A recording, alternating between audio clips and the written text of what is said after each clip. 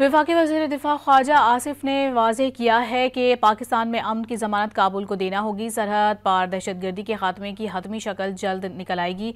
सालिस पाकिस्तान के मफादात की मुकम्मल देखभाल करेंगे। बावर करवा दिया है कि दहशतगर्दी के मामले पर पाकिस्तान अपने मौक़िफ़ से पीछे नहीं हटेगा।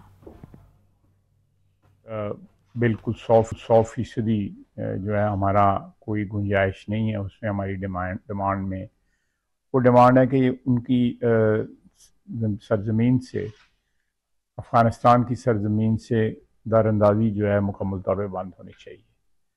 और जो पुष्पनाई है तालिबान की, TTP की, वो जो है TTA की जो हुकूमत है इस वक्त काबुल में, वो उसकी पुष्पनाई बंद कर दें।